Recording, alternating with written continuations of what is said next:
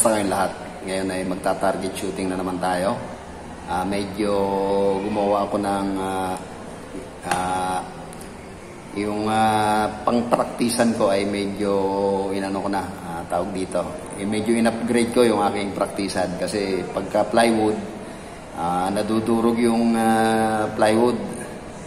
So ngayon, ang ginamit ko na panangga sa kanya o yung tinatamaan ng bala ay yung rubber naman ngayon, parang goma o parang sa tsinelas.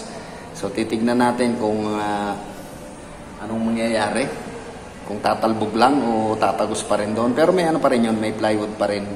Ang target natin yung may kulay na doon, yung may kulay pula. So medyo malayo na ngayon. Ito yung ating target. Yan yung kulay pula na nando doon.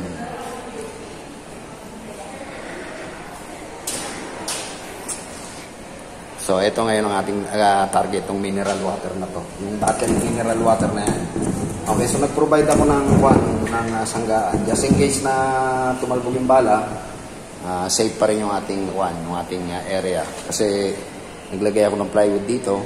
Then, yung ating target ay plastic bottle. Ang tatamaan niya ay parang parang tsinelas na goma. Then meron pa rin plywood sa likod para just in case hindi tatagos sa kabilang side. Then dito nag-provide ako kasi metal yung yung tatamaan, nilagyan ko rito ng white charcoal para just in case tumama man dito lang tatama. Sa malambot lang tatama yung ating bala.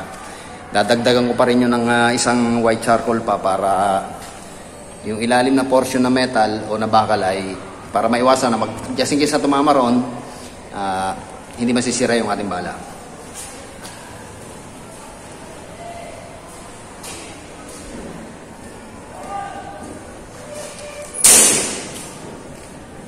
Okay, idadagdag ko to para hindi masira yung bala.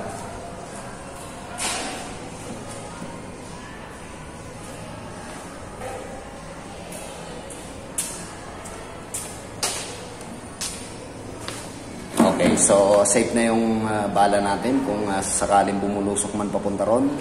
So ito pa rin yung balang gagamitin natin.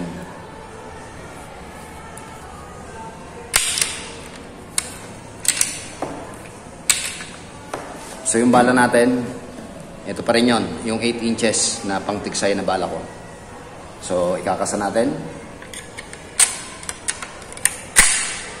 Okay, so kasado na yan. Din yung daan ng bala, sa ilalim ko pinadaan. I mean sa pinaka-groove. May daanan kasi ng groove ito sa gitna. Ayan. Dito bumabaybay yung ating pinaka-tali. Pwede ring ilagay sa gilid o pwedeng sa kabila. Depende sa ikit ninyo kung kanong ikit ang ginawa ninyo. Okay, so titignan natin ngayon kung makakatama pa rin tayo ng mas malayo. Kasi yung unang practice ko medyo malapit lang yon. Ngayon, ang layo ko sa target, kulang-kulang 5 meters ang layo. So, titignan natin yung performance kung makakatama itong ating pang-spear gun na ito.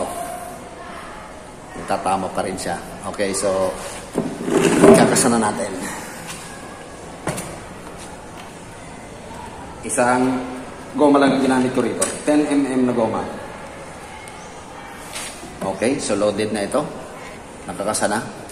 So, titignan natin kung maganda ang magiging bulusok niya. O tatama pa rin doon sa ating plastic na mineral water. O na bottled mineral water na plastic. Titignan natin kung tatama mula rito. Mahigit, kulang-kulang 5 meters ang layo ko rito. Okay, so tignan natin kung tatama tayo sa ating target. Malayo kasi kami sa dagat, kaya ito lang muna kung papraktisan natin.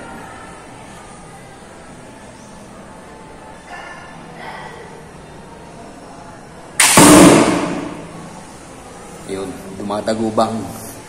Okay, so tinamaan natin yung ating target.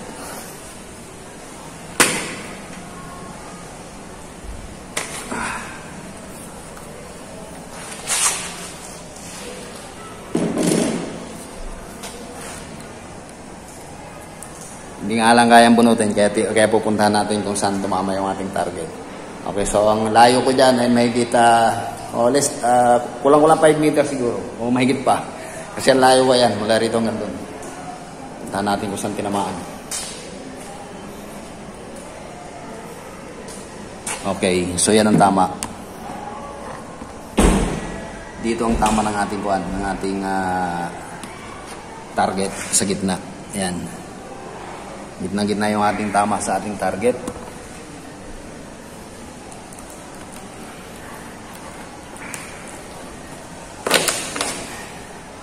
So ito ang tama ng ating target.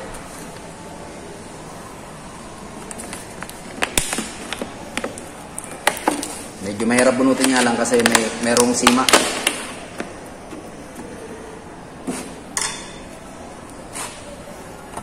Okay, so nakita natin na kayang patamaan maski medyo malayo.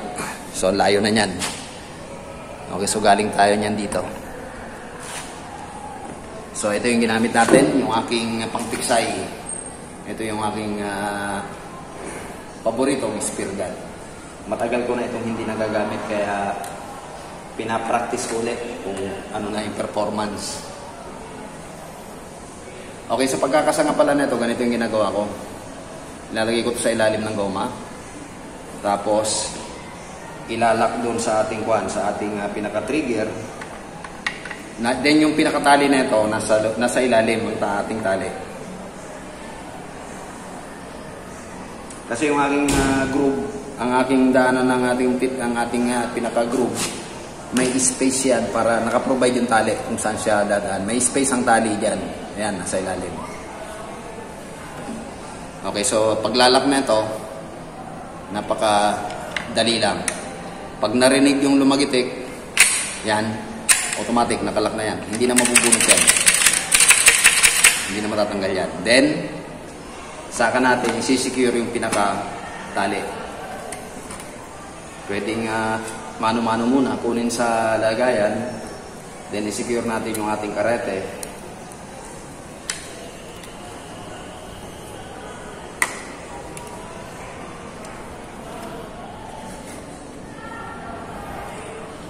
Okay, so nasa ibabaw yung ating goma. Tali, ayan, nakaganyan na position niya, ang kanyang pwesto. Pwede rin dito ilagay ang ating tali, sasabit dito. So, ginawa ko na lang, mag-provide na lang ako ng groove sa ilalim para pwesto ng tali. Para mas magandang kuhan ng buluso. Kasi minsan pag dito, sa gabal pa parang pangit tignan. Kaya parang nakatago, ginawa ko, nilagay ko sa ilalim. So, tignan natin kung makakatama pa ulit tayo dun sa target natin na plastic na mineral battle na yun. Okay, saan nga pala yung aking goma? Ano lang ito? 10mm na pang spear gun. Okay, so sa pagkasa, mahirap din, depende sa bala. Pero ito yung madali din siyang ikasa. Isang goma lang muna ginamit ko ngayon. Pwede ito, 2 goma, 3. Walang limit. Pwede kayo pwede maglagay ng kuwan kasi marami namang suksukan dito. Maraming space, ayan, may mga gitla na yan. Ibig sabihin yan, pwede maglagay uli ng panibagong goma dyan. Okay, so isa pa ulit testing. Tingnan natin kung makakatama pa ulit tayo. Sa plastic battle na yun. Tingnan natin kung masasentrohan pa natin.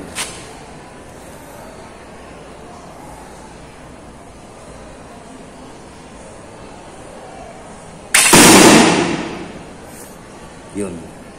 Sapul na naman. Kung saan ko gustong patamaan, doon na tama. Okay, so tinamaan natin. Tingnan natin. Isang parte ron. So, sa pagtanggal ng ating karete, sabi ko nga sa inyo, hindi yan basta-basta matatanggal kasi may lock dito yan, may pin. So, yan. Pipisilin lang ito, tanggal yung karete. Kung isusuksok naman natin, yan. May pin yan dyan. Hindi siya iikot, hindi rin mahuhugot. So, pag may tinamaan tayo, hindi siya matatangay. Kasama itong ating spear gun na tatangay ng ating tinarget. Then sa pagkakalas, konting pisil lang dito sa ating flat bar na ito. Oh, kalas na agad siya. Release na yung ating karete. Then sa pagkakasa, pipisilin lang ganyan. Papasok lang doon. Yan, nakalak na yan. Kung gusto pa na, kung medyo alanganin yung lock natin, pwede nang pihitin. Tapos, kunin yung gustong lock natin kung saan natin ilalak. Okay, so sa pagtanggal, pipisilin lang ito. Yung ating pinaka-flat bar, tanggal na yung karete. Okay, so kukunin natin at tignan natin kung saan tumama yung ating target.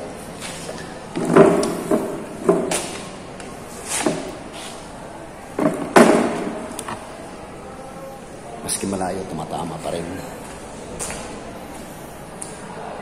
Okay, so yun ang kanyang tama. Andito yung ating bala.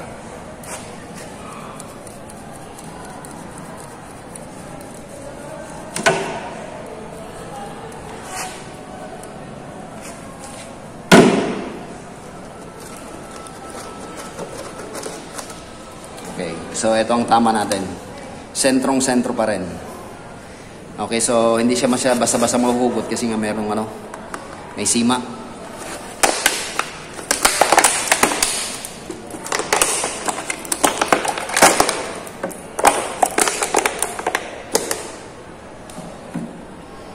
Okay, so hindi pa rin ako kinakalawang. Tumatama pa rin sa target.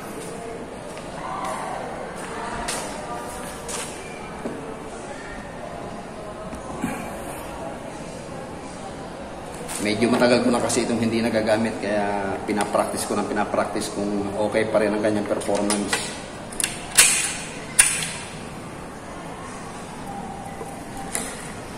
Madali lang ang pagkasa nito. Ganyan, pag nailagay na yung bala, pisilin nyo lang to. Yan, okay na. Pwede na kayong ready to fire na agad ito. Tapos magkakasa na kayo ng inyong pinaka-rubber. Yan, ready to fire na agad yan. Kung wala pang babarilin o wala pang aasintahin, ganyan lang muna siya. Nasa lang muna siya. Nakaantabay lang muna siya. Okay, so nakita natin ang performance ng aking pangtiksay na spear gun. Ang lakas na nito. 10mm pa lang ang aking gomang ginagamit. Pwedeng palitan ito ng goma.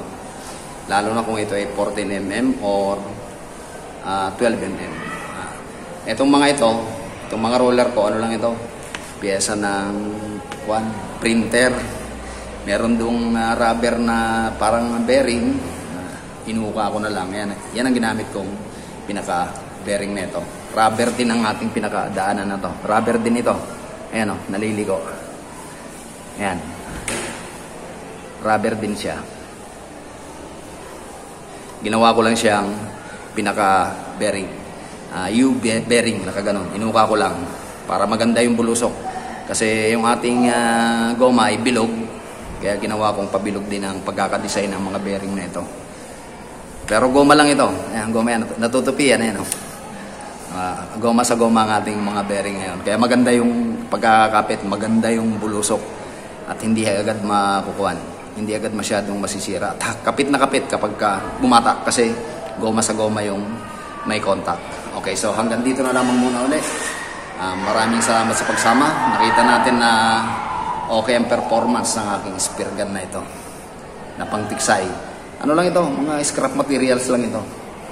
Sa mga gustong gumawa na ito, grinder lang ang pinanggawa ko na ito. Yung pinangkuha ko dyan. Tignan nyo na lang sa ibang video ko kung paano ko inassemble itong ganitong klase mga pangtiksay na baril. Then, yung ating pinaka-bow, ano lang ito? Angle bar lang na D1. Ayan, ginawa ko lang yan dyan. Pwede siyang, tawag dito, pwede siyang ilipat-lipat. Kasi may tornilyo lang naman yan 4 na tornilyo lang yan. Pwede ko siyang tanggalin dito. Pwede ko i-adjust papunta rito or i-adjust papunta roon. Then, yung ating pinaka-body, pwede rin itong design na pang spear gun lang. May provide ako dyan na lagayan ng goma dito. Ayan. Pwedeng maglagay rito ng goma sa portion na ito para maging spear gun lang siya. Pwedeng pang sisid or pwede rin sa pang ibabaw lang. Tatanggalin natin itong pinaka-bow. So, spear gun na talaga siya. Okay, so sana may napulot kayong idea. Ulitin ko, grinder lang ang ginamit ko sa pag-shape ng mga yan. Okay, so hanggang dito na lamang muna uli. At maraming salamat sa pagsama. At nakita natin na maganda pa rin ang performance ng aking spear gun na pang tiksay. Hindi ko nga lang magamit sa mga ilog-ilog kasi medyo malayo kami sa ilog. Kaya yan na lang muna ang target shooting ko. Baka ipamana ko rin lang ito kasi hindi ko na masyado magagamit. Okay, so thank you so much. Maraming salamat sa pagsama. Hindi pa rin tayo nakupas. Until then.